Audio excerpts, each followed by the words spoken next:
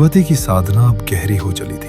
आराध्य के प्रति प्रेम और भक्ति उनके हृदय में निरंतर उमड़ती रहती। ध्यान में पूर्व जन्मों की झलक मिलते ही उनके भीतर बड़ा भाव परिवर्तन आया। उनकी शांति और भी गहन, अचल और दिव्य हो गई। घर में वो बिल्कुल सरल दिनचर्या निभाती। भाभी की सहायता, घर परिवार की देखभाल, धर्म ग्रंथों का स्वाध्याय और नियमित ध्यान साधना। सबसे छोटी होने पर भी सबकी जरूरतों का ध्यान वही रखती। उनके गुणों से भाई दीनदयाल, सुनहरी लाल और भाभी अभिभूत रहते। बड़ी बहन ओमवती भी अक्सर उन्हें अपने साथ ले जाने की इच्छा व्यक्त करती। कुछ समय के लिए लाली उनकी ससुराल भी जाती, जहां भी उनकी दिनचर्या और साधना उसी दृढ़ता से चलती रहती। इधर घर में उनके लिए उपयुक्त वर की खोज तेज हो चुकी थी। एक दिन रिश्तेदार किशन प्रसाद जी ने आगरा आंवल खेड़ा के पन रूप किशोर शर्मा के सुपुत्र श्री राम का प्रस्ताव रखा। एक तपस्वी, साधनानिष्ठ, अध्यात्म विद्या में श्रेष्ठ युवक। हालांकि उनकी पहली पत्नी का देहांत हो चुका था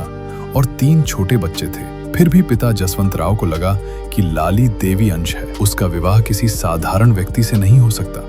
ये लड़का उसके लिए उपयुक्त है। भाभी ने सारी बात लाली को बताई। लाली ने शांत मन से सुनकर अपनी अंतर चेतना से उत्तर पाया कि यही वह व्यक्ति है जिसकी सहायता हेतु वह जन्म लेकर आई है। पिछले जन्मों का उनका आराध्य इस जन्म में उनके पति होने जा रहे थे। उन्होंने केवल इतना कहा, दादा जो कर रहे हैं वही मेरे कल्याण के लिए है। लाली की सहमति मिलते ही घर में हर्ष की लहर दौड़ गई। दोनों पक्षों की सहमति के बाद फाल्गुन शुक्ल सप्तमी 18 फरवरी 1945 का विवाह दिन निश्चित हुआ। सारा विवाह अत्यंत सादगी से संपन्न हुआ, मानो तप और श्रद्धा का दिव्य मिलन हो। भगवती और श्री राम इस क्षण में अपने आदर्श जीवन पथ पर साथ चलने का संकल्प लेकर एक नए आध्यात्मिक युग की शुरुआत कर रहे थे। यहीं से भगवती के जीवन में मातृत्व, सेवा और महाशक्ति का उदय होने लगा।